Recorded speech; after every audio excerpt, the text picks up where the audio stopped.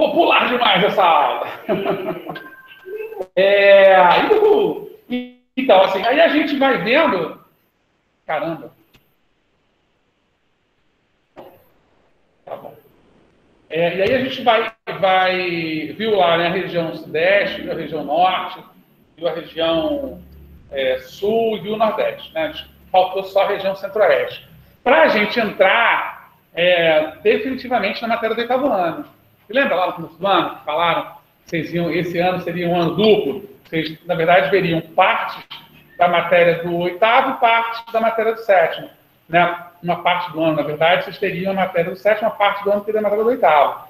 E é exatamente isso. Então, a gente está tentando acelerar, porque, assim, apesar de ter sido um ano difícil, ano passado, né? Não que esse ano não esteja sendo também, mas vocês viram a matéria, assim, não viram da forma, tá, bacana, deveria ter visto e tal, mas viram, de uma certa maneira, a matéria foi dada.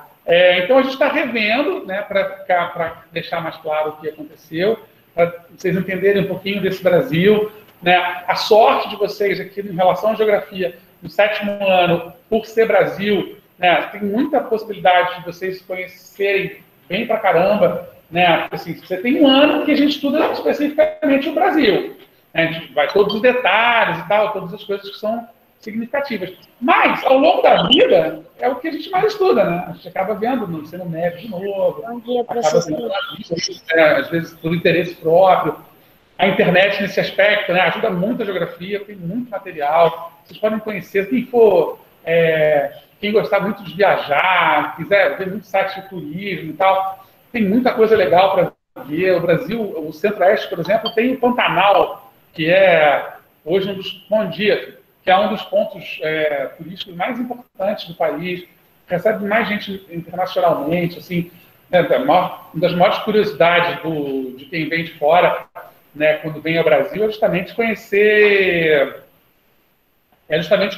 o Pantanal Mato Grossense, que é uma área riquíssima de biodiversidade, uma área diferente, né, do resto do mundo, uma planície alagadiça, né, a maior planície alagadiça do mundo, né, são 150 mil quilômetros quadrados, é terra pra caramba, que está ali tanto na América, tanto no resto da América do Sul, né, na Bolívia e no Paraguai, quanto no Brasil, né? Eu vou fazer um mapinha meio tosco aqui, só para a gente poder se situar.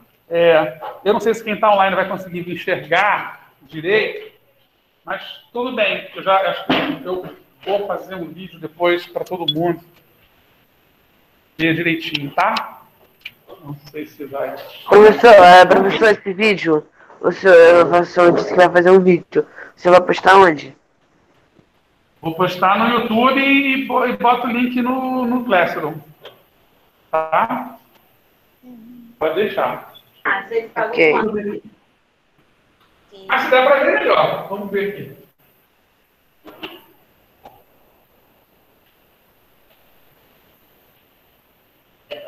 O professor, a gente vai desenhar esse mapa ou é só para ilustração?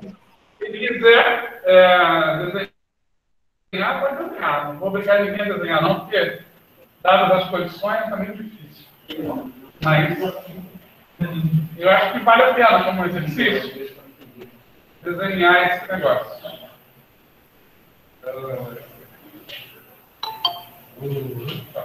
As nossas mentes precisam de mapas para podermos entender, não só na escrita. Mas... para geografia, fazer mapa é crucial, cara. Gente de padaria tá ruim. Tudo. Uhum. É essencial na geografia fazer mapas? Tem uma parte da geografia que é a cartografia, que é só mapa, né? Mapa de todo tipo. Esse aqui é um mapa político, né? Mas eu vou misturar um pouco com outras. Não, é muito mapa para fazer. Parece uma cruz. Peraí.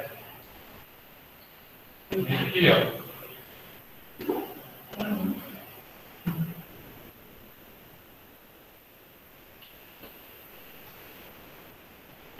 Está indo para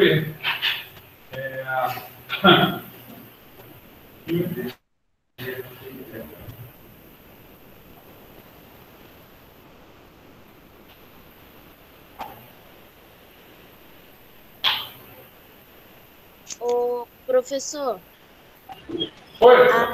a aluna Maria Eduarda de Paula, ela não recebeu ainda o link, então ela tá me pedindo para o senhor esperar um pouco. Enquanto você tá Não desenhando recebeu o aí. link? É, porque o link para ela não chegou ainda. Ah, é? Ó, estamos dizendo aqui. Vou ver.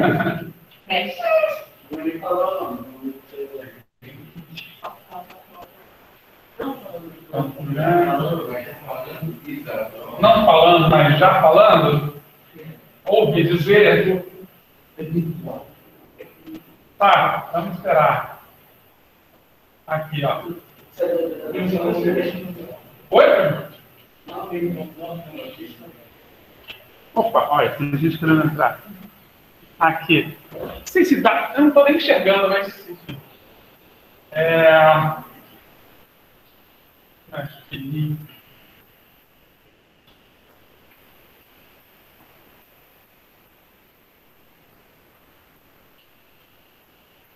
Obrigado.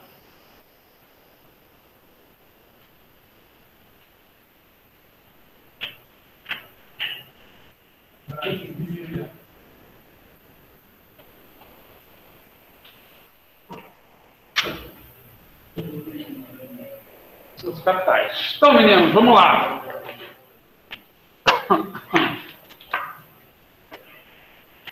Essa região centro-oeste é a região que é formada pelos estados do Mato Grosso do Sul e de Goiás, tá? E tem também o Distrito Federal.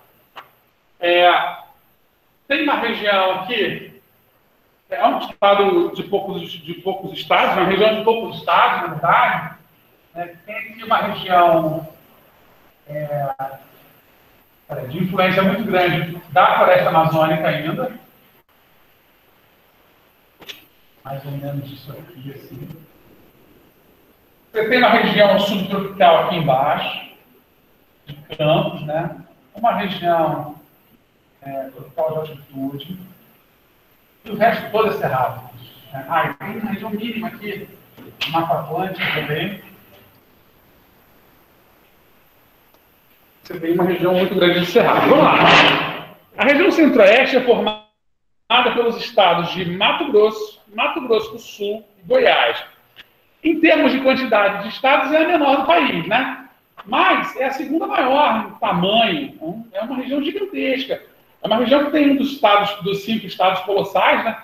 O Brasil tem 5 estados que são imensos. Se meter no meio da Europa ali, ocupa praticamente o continente inteiro. Que são o Mato Grosso, Bahia, Minas, o Amazonas e o Pará. São estados muito grandes.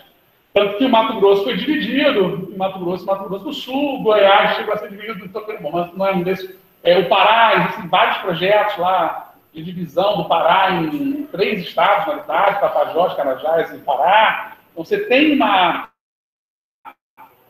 dinâmica e uma possibilidade de dividir esses estados que é muito grande.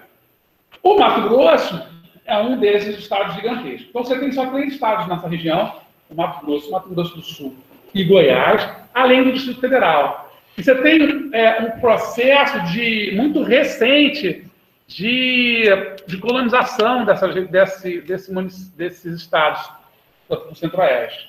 Por quê?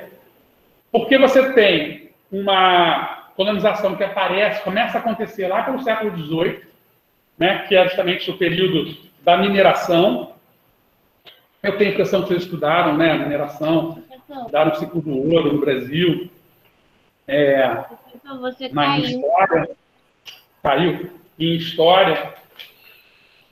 E aí vocês viram lá as Minas Gerais, Diamantina e tal. Lembram disso? Vocês deram uma olhada no ciclo do ouro, vocês estudaram ouro preto e tal. Então, não ficou só restrito a Minas. Né? Eles começaram os bandeirantes e tal, as pessoas acharam ouro aqui em Minas Gerais, continuaram subindo e vieram parar em Goiás, e acharam ouro também aqui.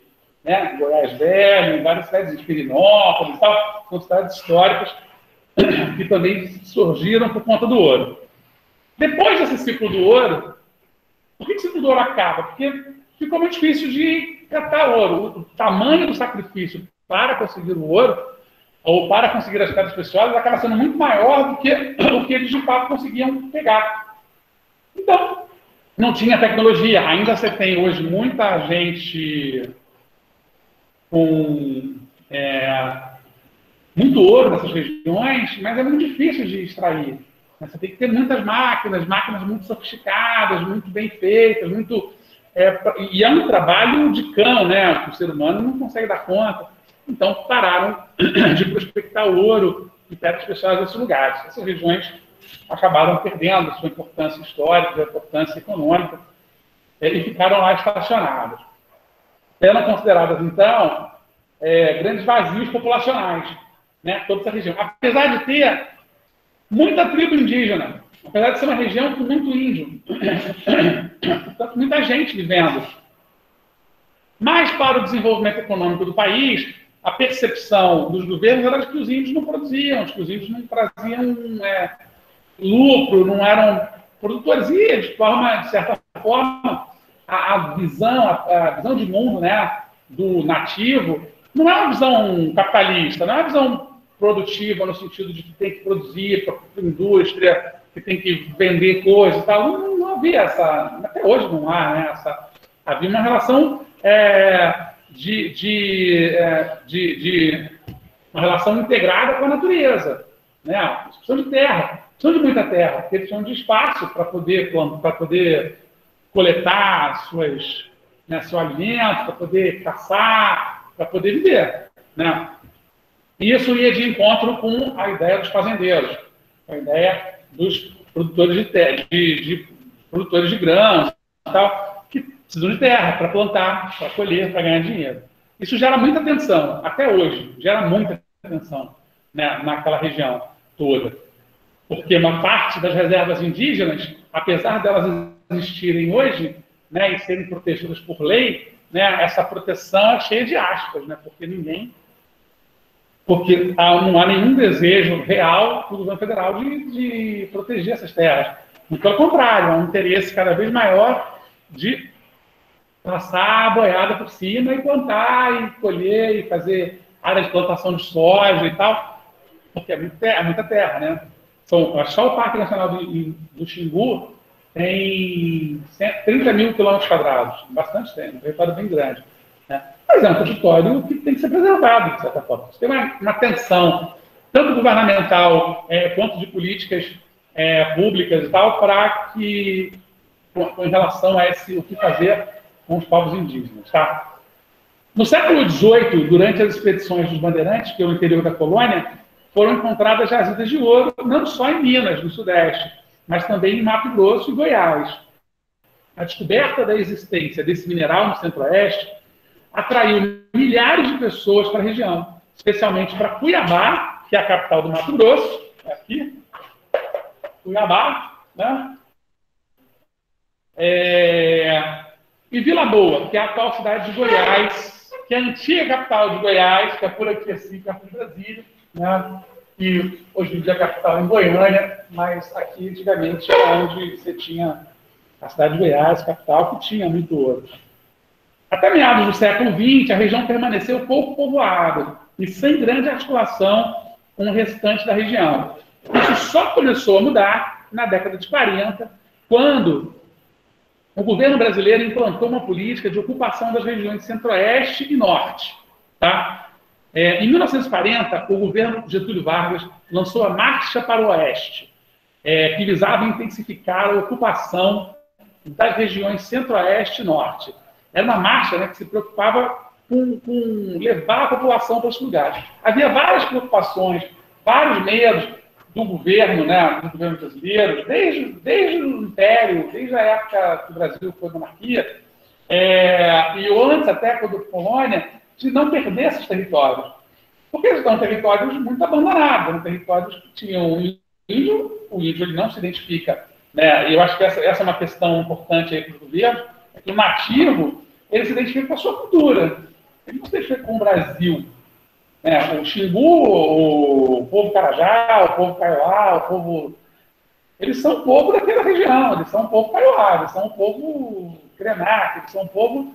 Eles não se identificam com essa ideia de Brasil, de construção. Então, havia e há ainda hoje esse receio de que você crie uma nação, por exemplo, indígena, né, no meio do território brasileiro.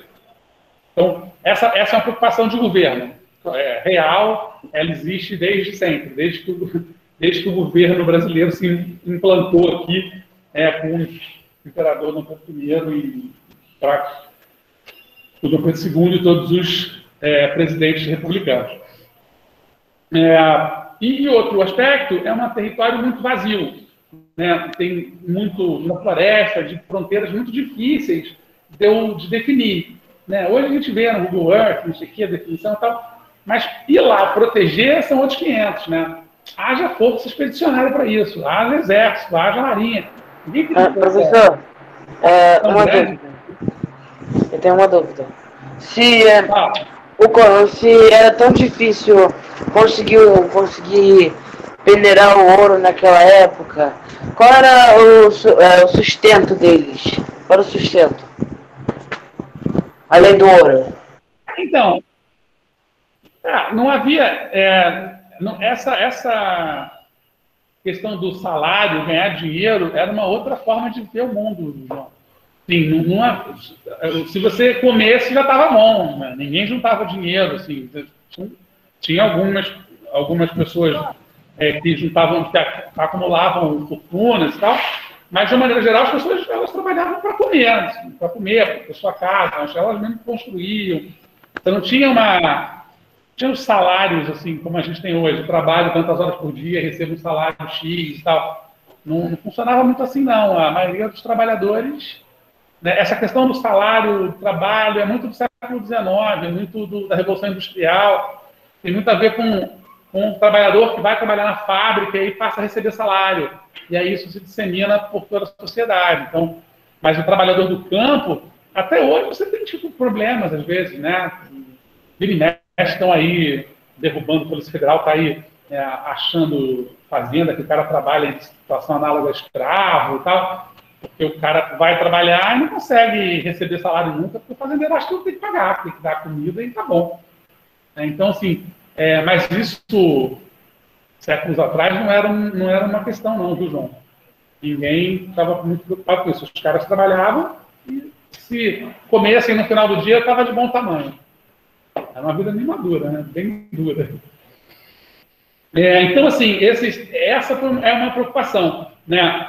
A outra é essa questão das fronteiras. Assim, todos os governos brasileiros sempre tiveram muita preocupação, porque tem floresta amazônica, tem Pantanal, por exemplo, a planície do Pantanal, ela se mistura com a planície do Chaco, que é na Bolívia e no Paraguai. É tudo a mesma coisa, é a mesma formação vegetal. É a mesma planície, também a formação vegetal em si. Então, é difícil de estabelecer uma fronteira, um marco de fronteira muito claro. É muito fácil quando tem um rio passando, do Rio Paraguai. Agora, seria fronteira claramente do lado de lá, é Paraguai, Argentina, do lado de cá é Brasil. Né? Você tem algumas definições muito claras de fronteira, mas quando você tem assim, uma mega floresta, você tem que separa o Acre da Bolívia, nada, só a definição ali de que daqui para lá é Acre, daqui para cá é Brasil, daqui para cá é Bolívia. Entende? Então, assim, essas eram algumas das preocupações que eles tinham. Na década de 40, começaram, então, a jogar gente para lá, jogar a população, a propor, nessa marcha para o oeste, era isso, construir cidades, construir, fazer fazendas, construir, plantar, colher, oferecer terra a preços mais baratos, para o cara poder ir para lá. Uma parte da colonização do Mato Grosso do Sul acontece integralmente por conta da população que vai do sul do Brasil. Que acaba gerando até a separação dos estados, né, dos dois estados. Por quê? Oferecem para os colonos do Rio Grande do Sul, de Santa Catarina, do Paraná, terras do Mato Grosso do Sul, com a mesma qualidade, por um preço irrisório. Todo mundo iria, né? Muito barato, vai para lá, planto aqui, planto lá. lá gasto muito menos, pago muito menos imposto, eu vou plantar lá, né? E assim a população dessas regiões começou a crescer, né? E as cidades começaram a se desenvolver, né? Cidades como Campo Grande, que é a capital do Mato Grosso do Sul, Goiânia começou a se desenvolver, né? Cuiabá é mais antigo, mas também cresce muito nessa história. Em 1940, então, o governo de Getúlio Vargas lançou a Marcha para o Oeste, um programa que visava intensificar a ocupação das regiões centro-oeste e norte. O governo preocupava-se com a concentração do povoamento nas áreas litorâneas e com a falta de integração da rede urbana nacional. Considerava-se, assim, que existia um vazio demográfico no interior do país, apesar de viverem ali numerosos povos indígenas. O indígena não era nem considerado cidadão, né? Nem ser humano, né? Porque o cara tem um vazio populacional. Pô, mas mora lá, sei lá quantos mil indígenas. Não entra na contagem. Era muito doido isso. Esse programa incentivou, então, a ocupação do Centro-Oeste, ampliando os povoados e cidades já existentes e criando novos municípios. Nesse sentido, de 1943 até o fim da década de 40, foi realizada a expedição Roncador-Xingu, que são 2 rios importantes da região. O principal empreendimento da Marcha do Oeste foi esse. Essa expedição foi responsável pela abertura de mais de 1.500 quilômetros de trilha no interior do território brasileiro e pela criação de dezenas de núcleos de povoamento. Claro que no futuro isso virou estrada, né? Esses 1.500 quilômetros de trilha que foram abertos viraram estradas. Estradas que eram usadas, estão usadas até hoje, né?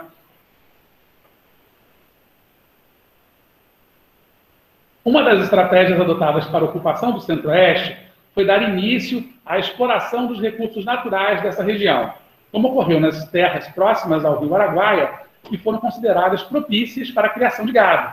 Havia a expectativa de que a urbanização fosse planejada, assegurando o controle da expansão para o interior e garantindo a qualidade de vida para os que lá se estabelecessem.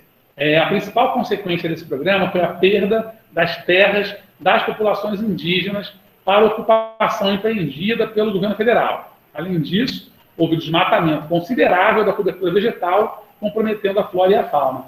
Para o nosso azar, ou para o azar, sorte e azar, né? Sorte do agro, né? Que sabe, o negócio brasileiro é um sucesso internacional, mas para azar das populações e da própria vegetação, o Cerrado é uma terra muito propícia para plantar. É muito fácil de desmatar. Você tem uma quantidade de árvores espalhadas, grama, né? Você tem blocos muito esparsos de terra para você poder, de formação vegetal mais robusta. Então você consegue plantar ali naquele território todo com uma certa facilidade. A Mata Atlântica, por exemplo, tem que desmatar tudo. Tem que sair cortando árvore, né? No caso do Cerrado, não. Então, os caras começaram a plantar por cima do Cerrado, e o Cerrado hoje, no Centro-Oeste, quase não existe. Professor? Fala, Cauã, diga. Minha internet caiu, por isso que eu saí da aula. Ah, tá, mas voltou, né? Estamos de volta. Aham. Beleza. E aí, preocupados com isso, os irmãos Vilas Boas, vocês têm que ouvir falar deles, porque são importantíssimos para a história ali dos indígenas no Brasil, dos povos nativos. Tem um seriado da Globo chamado Irmãos Xingu. É um filme também. Enfim, eles são os irmãos Vilas Boas. O Orlando é o principal, acho que é o mais conhecido deles, né? É o indigenista mais famoso do país. O Cláudio e o Leonardo Vilas Boas. Eles, preocupados com isso, participando dessa expedição, perceberam que iam acabar com os índios, que iam acabar com a terra dos índios, né? E que as tensões iam só se acirrar, porque o indígena não vai correr da raia, eles compravam a briga. E assim, até hoje você tem esse morticínio no campo, né? A mata indígena dessa, no interior do país, sobretudo no norte do Centro-Oeste, ali no sul do Pará, aquela região que tem muita tribo, justamente por isso, porque matando eles, o cara consegue passar o trator por cima e tem terra. Depois vai tomar do Papa, sabe? Depois não tem que se dane, não estão preocupados com isso, né? o POP agro também é um POP assassino, né? Também é um agro assassino, também mata sem muita preocupação. E aí, em 1961, por iniciativa desses três irmãos, que participaram ativamente da expedição Roncador Xingu, foi criado o Parque Indígena do Xingu, localizado no nordeste do estado do Mato Grosso. Essa reserva indígena ocupa uma área de aproximadamente 30 mil metros quadrados e é uma das maiores e mais importantes do país. Foi criada com o intuito de preservar a cultura e proteger 16 etnias indígenas que existem naquela região. 16 etnias, 16 grupos completamente diferentes, eventualmente com línguas diferentes, com culturas diferentes que vivem naquela região e que, se não tivessem o Parque Indígena do Xingu, estavam mortos, tinham acabado, né? Tinham sido exterminados. Tá? E aí, voltando para a parte física, essencialmente, a região centro-oeste é formada pelos estados de Mato Grosso do Sul e Goiás, além do Distrito Federal. Tá? Dentro do Distrito Federal fica a cidade de Brasília, que todo mundo conhece, né? E algumas outras cidades satélites ali, né, que estão na região. A vegetação predominante na região centro-oeste é a do cerrado, que se caracteriza pela presença de árvores e arbustos e vegetação herbácea. Grama, né? Oi. Pode? Vai lá. Nos períodos de estiagem, que dependendo da região duram de 2 a 5 meses, a umidade relativa do ar é muito baixa e é comum ocorrerem as queimadas naturais. No entanto, a vegetação adaptada para resistir ao fogo não morre e com as primeiras chuvas volta a brotar. Essa questão das queimadas, vocês devem ter visto na televisão, uma briga muito grande, televisão federal, até teve a história do Leonardo DiCaprio, não sei o que reclamou muito, né, das queimadas. É fato que existem as queimadas naturais, elas acontecem todo ano, né, porque a vegetação do cerrado fica muito ressecada com a estiagem, e aí começa a chuva. Quando começam as chuvas, os raios são áreas enormes, descampadas, com árvores separadas, o raio é atraído, bate ali, queima, pega fogo e gera uma queimada. Isso é fato. O que aconteceu, o que vem acontecendo no Brasil, é que assim, você tem historicamente uma quantidade de queimadas em um território que sofre com essas queimadas naturais, né? E nos anos para cá, 2017 para cá mais ou menos, essas queimadas aumentaram assim abruptamente, aumentaram muito. Assim, ou aumentou muito o número de raios, ou tem fazendeiro tocando fogo na mata para poder plantar, né? É uma péssima ideia tocar fogo na mata para plantar, porque você queima os nutrientes da mata. Você queima os nutrientes da terra, né? Você vai enfraquecendo a terra. Só que os fazendeiros têm pressa, né? Eles não querem esperar o tempo da natureza e tal para plantar de novo. Então eles tocam fogo, que é o jeito mais rápido de você limpar um terreno, né? Você já deve ter visto. Assim, tá? Tem um sítiozinho, sua avó tem um sítiozinho, seu parente. Aí ele precisa limpar ali, vai ficar. Quando ele taca fogo logo, você queima logo o próximo, já limpa. Só que são perspectivas diferentes. O cara quer plantar, então ele quer manter a natureza ali, né? De alguma forma. Tal. Só que esses grandes fazendeiros acabam fazendo um estrago gigantesco. E essas queimadas acabam perdendo o controle e invadindo a floresta. No que invade a floresta, aí sim vem um grande prejuízo ambiental, né? Porque a terra lá do cara, se ele quiser queimar, paciência. É ruim, mas é dele. Só que quando você perde o controle sobre a queimada, você taca fogo na terra dos outros. Você taca fogo na terra dos índios, você taca fogo na floresta de Mata Virgem, e aí você perde o controle disso, né? Está tudo seco, é tudo árvore, tudo madeira. Então, o negócio é perigoso. Tem que se controlar muito essas queimadas. E tem que ser duro mesmo. Não tem como o IBAMA e tal, essas agências, né, de proteção ambiental, elas têm que ser duras, elas têm que impedir. Senão, vai tocando fogo, daqui a pouco não sobra nada. Pode não ser na nossa geração, na de vocês, mas em algum momento a gente acaba com essa cobertura vegetal, que é muito importante né, para o equilíbrio térmico, que é muito importante para a manutenção da umidade, né, em boa parte da região do Brasil e tal. Então, há que se tomar muito cuidado com isso. A área recoberta pelo cerrado era considerada imprópria para a agricultura por causa da acidez do seu solo. Na década de 70, agrônomos usavam fertilizantes químicos que alteraram essa acidez e tornaram o solo fértil e agricultável. Em pouco tempo, vastas extensões do cerrado foram ocupadas por lavouras de soja e de arroz, entre outras culturas, desmatando grande parte da vegetação nativa. Tá? Esse é o dado lamentável. Assim. O Pantanal e outras formações vegetais. O Pantanal é uma extensa planície de mais de 150 mil quilômetros quadrados, inundada pelas águas do Rio Paraguai e seus afluentes durante a estação das chuvas. Ela se estende por parte do território do Mato Grosso e do Mato Grosso do Sul, e também pelo Paraguai e pela Bolívia. Essa região aqui, ó, basicamente. Tá? Aqui é o Pantanal, que ocupa os dois estados, né? Inclusive, o Mato Grosso do Sul lutou para se chamar Estado do Pantanal, e aí o Mato Grosso não deixou.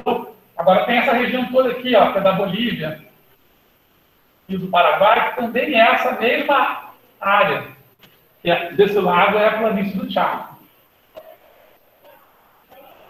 Mas é a mesma região, tá? É uma área alagadiça, né? A maior área alagada contínua do mundo e é extremamente rica em biodiversidade, reunindo diversas formações vegetais e espécies de animais. Na estação seca, as águas escoam e, em seu lugar, ressurge a vegetação de campos, que os fazendeiros da região utilizam como pasto para o gado. Vocês devem ter visto já algum documentário, algum filme, alguma novela, né, que mostram os caras indo. A vida nessa região é uma vida muito difícil. Assim. Na época da cheia, eles sobem para regiões mais secas, mais altas, porque estão secas. Vai lá o boiadeiro levando toda a boiada. Quando seca, eles descem para a boiada e tal. Então os caras passam meio que 6 meses morando num lugar, 6 meses morando no outro. E o gado vai andando ali, porque quando seca, aquela planta que está ali está sensacional, né? Uma região excelente para plantar qualquer coisa. E o gado se alimenta muito bem, né? Com um gramado de primeira qualidade para comer. Na estação seca, então, né, é isso, já falei. O Pantanal é considerado patrimônio natural da humanidade e reserva da biosfera pela Organização das Nações Unidas para a Educação, a Ciência e a Cultura, que é a Unesco, que é um órgão da ONU. No entanto, a ocupação econômica da região tem causado uma série de problemas ambientais. Atividades como garimpo de ouro e de diamantes, praticado nas nascentes dos rios, a agropecuária e a caça, a pesca predatórias, têm causado grande impacto sobre esse bioma. Impacto mesmo, assim, você tem, por exemplo, permitiram recentemente a caça do jacaré. Por quê? De tanto que caçaram os predadores naturais dos jacarés, tem jacaré demais no negócio. A natureza precisa de um equilíbrio. Né? Você mata, sei lá, o cara odeia um insetinho lá qualquer. De tanto matar o insetinho lá qualquer, ele acaba com o alimento do sapo. E o sapo morre. Só que o sapo morre, beleza, eu odeio o sapo. Só que o sapo morrendo, ele acaba com o predador de um outro predador. E aí volta a ter o tal da mosca, porque não tem mais predador para aquele mosquito, aquela mosca, que era justamente o sapo, que ia lá com aquela lingona, puxava lá, matava tudo quanto era. Por isso que tem lagartixa na minha casa e a gente deixa ela lá quieta. Porque a lagartixa come inseto, não é isso? Come mosquito. Então, assim, ninguém fica doente lá em casa de mosquito porque tem lagartixa. Tem umas 3 ou 4 lá, eu até dei nome para elas, porque elas vão lá e comem o mosquitinho, cara. Para a gente é ótimo, né? Melhor que usar SBP, que aí mata a planta, mata o inseto, mata tudo que tem em volta. A gente está tossindo, não deixa a lagartixa quieta. Se eu mato, acaba. Então tem jacaré pra caramba no Pantanal hoje em dia. E aí o que os caras fizeram? Permitiram a caça do jacaré. Mata jacaré aí, vai fazer jacaré, senão não precisa ter uma superpopulação de jacaré, quem controla isso? Um bicho com aquela boca daquele tamanho pode matar uma criança. Fácil. Matar um adulto, fácil. Né? Então, você tem tem que ter equilíbrio. A natureza Professor, se tem muito jacaré, não é por causa da intervenção humana?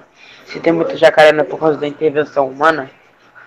a intervenção humana nesse sentido, de que proibiu em algum momento proibiu a caça, porque estava acabando o jacaré, e aí começaram ao proibir a caça, você começa a criar uma superpopulação de jacaré, você proíbe algum outro tipo de animal, aliás, você extingue algum tipo de animal que era predador do jacaré, que eu nem sei qual é, mas, enfim, algum sumiu do mapa, e esse bicho acaba, na falta dele, o jacaré começa a se superproduzir, porque não tem ninguém que mate ele, e ele começa a se desenvolver. Assim. O ser humano é esse inferno. A gente tinha que ter um predador natural. Não temos, né? Se a gente tivesse um predador natural, não tinha tanta gente assim no mundo. Cada vez estou brincando. Cada vez tem mais gente no planeta. Pode, filho, pode. Entendeu? A região centro-oeste também apresenta trechos recobertos pela floresta amazônica e pela Mata Atlântica. Aqui, ó, lá em cima, você tem aqui um território no norte do Mato Grosso, que é um território invadido, que é uma franja da floresta amazônica, tá? E aqui no sul, aqui nessa região sudeste do centro-oeste, você ainda tem uma capinha de Mata Atlântica, mais ou menos aqui na fronteira com Minas e São Paulo e tal. Né? Muito tênue, mas tem. E tem uma região de Campos aqui embaixo, né, que é similar àquela região lá dos Pampas, que a gente viu no sul, que está aqui embaixo também já. Que é justamente essa região que eu falei que os caras tinham oferecido na década de 40 para os gaúchos e para os paranaenses irem trabalhar, comprarem terras muito mais baratas. E aí, plantar lá, campo, é tudo pampa, vai lá, planta lá que é mais barato. Para quê? Para desenvolver essa região, né? E aí foram para lá. Então você tem uma forma, inclusive um grupo no Mato Grosso do Sul muito distinto do Mato Grosso, né? A separação não foi só porque o Mato Grosso era grande demais. Eu acho que o Mato Grosso era maior do que o Pará, quando era tudo um estado só. Não tem certeza absoluta não, tá, gente? Mas tem a impressão que era muito grande. Se você pegar no mapa, juntar os dois Mato Grosso, você vai, compara com o Pará. Eu acho que o Mato Grosso chegava a ser maior do que o Pará, quando estava tudo junto num estado só. Tá? E Tocantins e Goiás também, quando era um estado só, era um negócio enorme, comprido. O clima predominante na região é o tropical. Tá? A gente só vai ter aqui uma zonazinha mínima quando passa por aqui, que aqui passa o Trópico de Capricórnio. Né?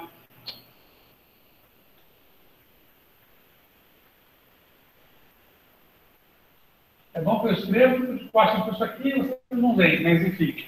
O Trópico de Capricórnio, daqui para baixo, é subtropical. É um pedacinho, que é justamente esse pedacinho de campo. Mas a região inteira é tropical, né? Aí você pode separar, como a gente às vezes faz, que a região equatorial, você vai ter também um clima aqui equatorial, mas eu gosto sempre de lembrar para vocês que o clima equatorial é uma subdivisão do clima tropical, tá? E todo esse restante aqui é clima tropical, né? Então a gente separa mais didaticamente, mas clima equatorial é uma espécie de clima tropical, tá? Então, onde que tu tá falando esse negócio de Capricórnio? Capricórnio? O trópico. O trópico de Capricórnio, Não dá ali pra do Equador. ver pela tela do celular. O quê? Não entendi, Ruth. Não dá pra ver na tela do celular. Ah, não, tudo bem, não tem problema. O trópico de Capricórnio, deixa eu ver se dá para ver aqui. Vamos ver aqui. Assim, ó. Aqui embaixo é o trópico de Capricórnio. Bem no extremo sul da região central. É o verde. É o verde claro. É o verde claro, que é a região dos campos. Tá? Esse é o mapa da região centro-oeste. Uhum. Aqui. Tá? E aí você vai ter essas, sendo bem específico, essas 4 formas de clima. Equatorial, lá no extremo norte, tropical em praticamente toda a região, subtropical e tropical de altitude, onde tem áreas mais altas. Tá? Essencialmente é isso. Há também, né, o clima subtropical, que eu falei, e o tropical de altitude, no sul do Mato Grosso do Sul, onde as temperaturas são mais amenas, né? Você tem um clima mais fresquinho e tal, que apresenta maior variação térmica anual do que o tropical de altitude. Tá? E aí, o relevo e a hidrografia. Na região centro-oeste, predominam terrenos de até 500 metros de altitude. É uma região baixa, né? Você não tem uma variação muito grande e tal. Eu lembro que eu estive em Goiás, fui no pico no lugar, subi um morro lá, escalei a região mais alta do centro-oeste, o pico do centro-oeste, lá no Pirenópolis. Quase morri. Não tem. Eu e minha mulher, é uma caminhada, beleza. Começamos a escalar o troço e subir. Realmente estava subindo a mão, sem equipamento e tal. Só que o cara que estava levando a gente era atleta. E o casal que estava com a gente também era atleta. Cara, eles ficavam assim, quilômetros na nossa frente e a gente lá atrás. Era isso. No Pico do Agudo, professor? O quê? Não entendi o que ele falou. Mas eu escalei, subimos, chegamos lá, deve ter uns 10 anos, não, tem mais de 10 anos, não eram nascidos ainda. Mas subimos, conhecemos, chegamos no pico do centro-oeste, lá no Pirenópolis. Na região centro-oeste predominam terrenos de até 500 metros de altitude. As áreas mais altas, que ultrapassam 1.000 metros de altitude, são encontradas na porção leste da região, no estado de Goiás, viu? Exatamente onde eu fui. O relevo é marcado pela presença de planaltos e chapadas, além dos terrenos baixos que formam a planície do Pantanal. Tá? Apesar de ter esse pico, né, mais de 1.000 metros, a maior parte do território é baixo, é planície. O centro-oeste também se caracteriza pela existência de grandes rios, como o Rio Araguaia e o Rio Paraguai. Suas respectivas bacias hidrográficas são as mais importantes da região. O Rio Paraguai, cujas águas fluem na região fronteiriça entre Brasil, Paraguai e Bolívia, tem enorme importância por ser um rio de planície e muito utilizado para navegação. Quando eu falo rio de planície, já fica de cara na cabeça de vocês. Rio utilizado para navegação. Né? Rio de planície é aquele rio que não tem muita ondulação, não tem muita... Pelo Rio de Planalto, ele vai descendo, subindo serra, mas então é um rio geralmente tem muita queda d'água, é muito difícil para navegar. Né? Em alguns lugares é possível de navegar. Né? Mas, então, quando o rio de planície, não. O rio de planície lembra do rio Mississippi, daqueles filmes americanos do meio oeste, que você bota o barco, aliás, o rio Mississippi é importantíssimo para a colonização americana, né? no meio oeste americano, porque é um rio de mais de 1.000 quilômetros, que atravessa 3 ou 4 estados, né? Bem no meio dos Estados Unidos. Então, assim, quando o cara está desistindo da travessia, dá de cara com o rio Mississippi. Aí ele continua no final, entendeu? E é um rio de navegável. E como a região de planície dessa região do Brasil é extremamente baixa, essa planície, esse rio sempre que alaga, sempre que enche muito, alaga tudo. E é justamente o maior responsável por esse alagamento do rio do Pantanal Mato Grossense. Né? E, como eu disse, é fácil de reconhecer as fronteiras quando tem um rio. Né? Eu falei, de um lado do Rio Paraguai, eu estou no Paraguai, ou na Bolívia, do outro lado estou no Brasil. Né?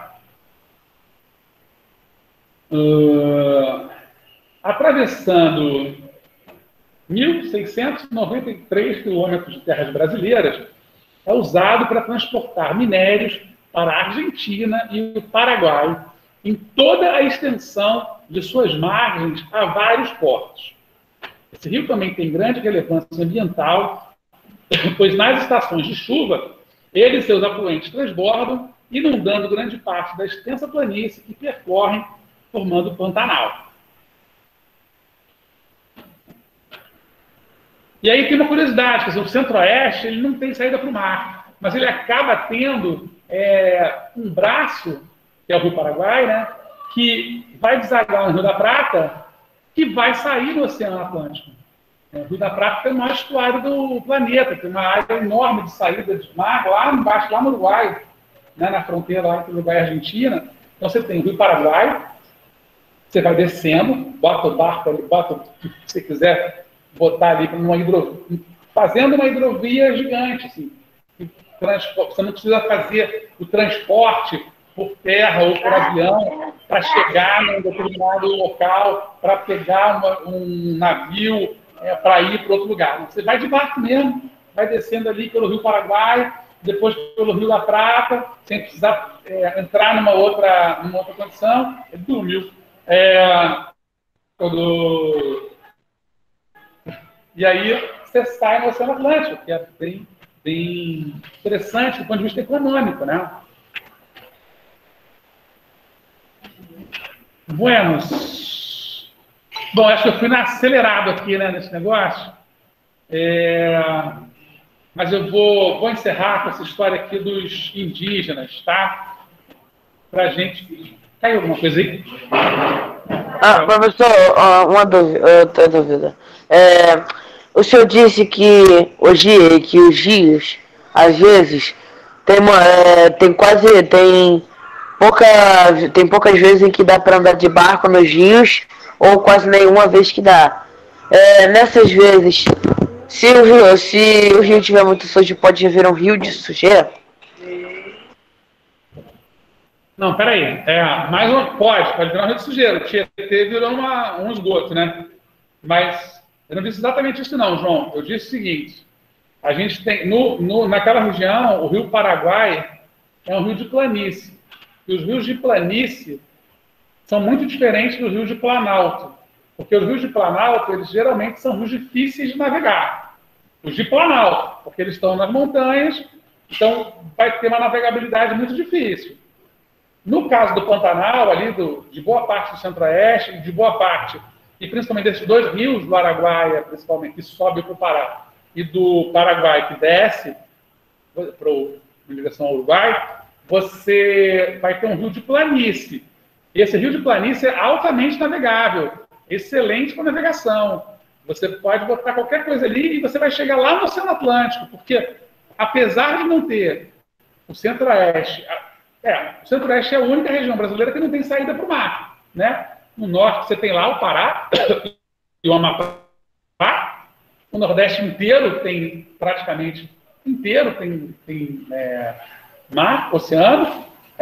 O Sudeste, Minas, não tem. Só o único estado que não tem, mas o resto dos estados tem. E o Sul todo tem. Então, assim, só não tem saída para o mar o estado de Minas, na região Sudeste, e a região Centro-Oeste. No entanto, o Rio Paraguai resolve esse problema, porque você vai fazer uma espécie de corredor expresso que liga o Rio Paraguai ao Rio da Prata, já em território argentino e paraguai e uruguaio, que vai sair no Oceano Atlântico. Você acaba tendo, entre aspas, uma saída para o mar, né? Facilitada, muito facilitada. Você não precisa pegar a sua produção e botar num caminhão, num trem, levar para um porto, né, no Brasil. Você pode já descer direto ali pelo rio. Quando chegar no porto de Montevidéu, na saída ali do Uruguai, você só transfere de navios pequenos para navios grandes. Embarcações que andam pelo rio, para embarcações grandonas que atravessem os oceanos. E aí você vai embora. Tá, João? Foi isso que eu disse. Entendi, desculpa. Entendeu? Nada, é melhor esclarecer, né? Porque senão fica confusão. Finalmente, a violência contra os indígenas, que a gente falou, já falei dela, mas ela é muito grave no país, ela é uma violência muito intensa, ela acontece muito intensamente no Brasil, desde sempre, né? Na verdade, desde que o Brasil foi colonizado, foi descoberto ali, né, foi achado pelos portugueses, aí pelas tentativas holandesas, francesas e tal, de colonizar, mas essencialmente pelos portugueses, que os índios viraram uma espécie de vilões da história sem serem os vilões, né? Moravam aqui viviam aqui, tinham seus sistemas produtivos, sua forma de viver e tal, e foram sendo atropelados por uma cultura europeia que se encarregou de trazer na marca, né, diversas culturas africanas distintas, e formou essa figura que somos nós, os brasileiros, né? Somos exatamente essa mistura. Mas uma mistura muito injusta e muito ingrata para esses indígenas, principalmente porque eles já estavam aqui, foram sendo destituídos da terra, foram sendo expulsos, foram se enfiando, embrenhando mata dentro, porque não queriam ser escravos, e não sabiam, não estavam entendendo nada do que estava acontecendo, e aí foram sendo assassinados e destruídos cada vez mais. E os índios que sobraram hoje, os governos oscilam muito, uns protegem um pouco mais, outros protegem um pouco menos, mas nem o melhor dos governantes brasileiros conseguiu fazer um sistema realmente de proteção aos índios, às reservas indígenas, que fosse eficiente, né? Porque, por mais que um ou outro, e foram poucos, tivessem alguma boa vontade, lá dentro, no interior, né, no Brasil profundo, né, os caras estavam vendo uma luta de guerra ali, uma guerra absolutamente alucinada, querendo terra, querendo tomar terra, né? Tem muita história para criança, né, do índio como uma espécie de vilão da história, né, um cara, o pele vermelha dos Estados Unidos, né, é um vilão para muita história infantil, né, os heróis, os confederados e tal. Aqui no Brasil também tem muito isso, né? A gente, em algum momento, a minha geração principalmente, eu acho que nos anos 80, tal, no colégio, não estava aí no 7º, no 8º ano, a gente ouvia falar dos bandeirantes, por exemplo, como heróis, né? Os caras que desbravaram para isso, conseguiram entrar. E eles eram completamente loucos, eram exterminadores de índios, os caras eram muito doidos, matavam, andavam, eram bichos assim, de violência, né? Tal. Então, a história do Brasil vem sendo relida, né, o tempo todo, e vocês estão aprendendo uma história diferente, de um jeito diferente, com perspectivas diferentes. Não dá para voltar atrás, né? A história do Brasil é marcada desde o período colonial pelo desrespeito, pela injustiça e pela violência contra os indígenas, habitantes originais do atual território brasileiro. Milhares deles foram escravizados e perderam suas terras para os colonizadores. Séculos depois, os povos nativos ainda enfrentam muitos problemas para garantir seus direitos. O Centro-Oeste é uma das regiões que apresentam os piores indicadores de violência e desrespeito aos indígenas no país. Isso se agravou a partir da década de 1940, com a intenção do governo brasileiro de ocupar a região, apesar de, nessa década, o Centro-Oeste ser considerado um vazio demográfico, já que não dispunha de centros urbanos, viviam numerosos indígenas na região. Como uma das consequências, muitos indígenas perderam suas terras para a ocupação planejada pelo governo nacional, o que gerou e ainda gera graves conflitos territoriais. Atualmente, diante da luta por seus direitos, como a recuperação e a demarcação de suas terras, os povos indígenas continuam sendo submetidos a grande violência. Segundo o relatório A Violência contra os Povos Indígenas, de 2016, do Conselho Indigenista Missionário, o CIMI, a situação é emblemática no Mato Grosso do Sul, onde, em 2016, houve vários ataques contra indígenas guaranis e kaiowás por parte dos fazendeiros, resultando até mesmo na morte de lideranças indígenas. De acordo com dados do CIMI, há anos esse estado é o que apresenta dados mais alarmantes no que se refere à violência contra indígenas no Brasil. Além das agressões físicas decorrentes de conflitos agrários, os indígenas também sofrem com a lentidão dos processos de demarcação de suas terras, com a falta de fiscalização contra invasões e devastação de terras já demarcadas e com a ausência de políticas públicas específicas de saúde e educação, sem contar outras graves violações dos direitos humanos. Como eles vivem isolados, apesar de ter contato com a terra, até com os outros, com as pessoas e tal, mas eles vivem, de certa maneira, meio isolados.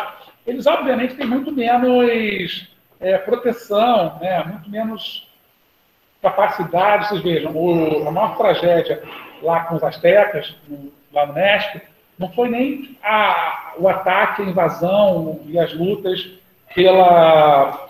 pelo domínio da região lá feito pelos espanhóis. Foram as doenças. Os índios não tinham proteção nenhuma, não tinham imunidade contra nada disso. Se um coronavírus desse, por exemplo, cai no meio de uma tribo dessa, é devastação total. A gente perde aqui 1% da população, talvez, né? Acho que a média é um pouco mais ou menos essa, de 1 a 2% sucumbe aí ao coronavírus, porque já é bastante gente. Né? Numa tribo indígena, isso vai matar metade daquela população. Então, porque a gente tem imunidade zero, não tem imunidade contra a gripe. Né? Então, de alguma maneira, eles acabam sendo prioridade, por exemplo, em vacinações, eles acabam você acaba tendo necessidade. Se é que você quer preservar a vida dessas pessoas. Né? E aí, realmente, é uma política de governo, né? De pensar e olhar. Vocês querem preservar a vida dessas pessoas? Elas valem a pena? Né? Partindo do pressuposto humano de que toda a vida vale a pena, é óbvio que eles têm que ser protegidos. Né? Mas muita gente discorda. Muita gente acha que a lei da selva, que a lei do capital, que a lei do mais forte, que a lei que o que tem que governar é o modelo de vida, que tem que imperar é o nosso, e eles têm que ser aculturados na marra. Eles já são aculturados, na verdade. Boa parte dos indígenas brasileiros, eles têm, acho que quase todos, têm relações comerciais, estabelecem, alguns trabalham, alguns vão fazer faculdade, alguns estudam. Alguns dos intelectuais mais importantes do Brasil hoje são indígenas, né, como o Ailton Krenak, Daniel Munduruku. Tem alguns aí que são... você teve políticos como Raoni e tal. Então você tem figuras ligadas aos povos indígenas que são a Sônia Guajajara. Então você tem pessoas ligadas aos povos indígenas que são figuras proeminentes na política brasileira, na intelectualidade brasileira, né, que estão aí lutando para salvar a cultura desses povos. Né? Só que eu acho que uma parte dos governos, eles têm muito medo dessa perda de fronteiras, né? Desse senso de nacionalidade. Eles têm realmente, estou pensando aqui na outra turma, que eles têm existe um pouco esse desespero, que, por exemplo, os guaranis, os povos guaranis estão muito mais afinados com os povos guaranis de qualquer lugar, do Paraguai, da Bolívia, do que com o Brasil. Né? São muito mais. Eles são um povo guarani, não são brasileiros. Né? Então, eu acho que o governo fica com medo de que esses povos se juntem e resolvam fazer uma nação guarani. Em parte, a Guerra do Paraguai nasceu disso, né? Vocês também devem ter estudado já. O Paraguai invadiu que hoje é o Mato Grosso do Sul, e o governo brasileiro não gostou nem um pouco, resolveu devolver, né? A devolutiva foi um ataque massacrante sobre o Paraguai, para proteger o seu território. Né? Mas aí, realmente, você tem essas nações indígenas, elas se identificam muito mais entre si do que com um território nacional, Brasil, etc. E tal. Mas isso são questões que são muito facilmente resolvíveis, né? Quando você dá autonomia para esses povos, quando você cria relações, estabelece relações muito claras ali do que é, o que pode, o que não pode fazer e tal, com relação às políticas para esses grupos. Né? Então, eu acho que esse é um capítulo horroroso da história do Brasil, que a gente não conseguiu resolver ainda, né? de como lidar com os povos indígenas. E o Mato Grosso, sobretudo Mato Grosso do Sul, essa região do Centro-Oeste, é uma região em que isso é muito delicado, ainda muito caro, porque todo o processo de investida contra os povos indígenas não é um processo de investida civilizatório, entre aspas, é um processo de investida pela terra. Os caras querem terra para mineração, os caras querem terra para fazer pasto, os caras querem terra para plantar soja, né? E aí resta saber se vale a pena, né? Se essa é a missão do Brasil como país, né? Como povo soberano e tal, enfim. Cabe todo mundo misturado? Eu, particularmente, acho que cabe. Né? Pode ter índio lá, pode ter branco aqui, pode ter negro pode ter quilombola, pode ter todo mundo convivendo, né? Sempre vai ter alguma tensão, mas convivendo de forma democrática. Né? O que muitas vezes muitos políticos, muitos analistas, muita gente acaba achando que não, né? E aí a gente cria tensão, uma brava tensão no campo. Tá bom, meninos? Acho que por hoje é só. Vou desconectar vocês aqui. Espera aí, galera, que a galera que está aqui, calma. Deixa eu só tirar aqui o pessoal que está online. Tá bom, meninos? Um grande abraço para todos vocês. Foi um prazer tê-los aqui. Estou me despedindo da galera que está online. Tchau, Professor, Uma presença eu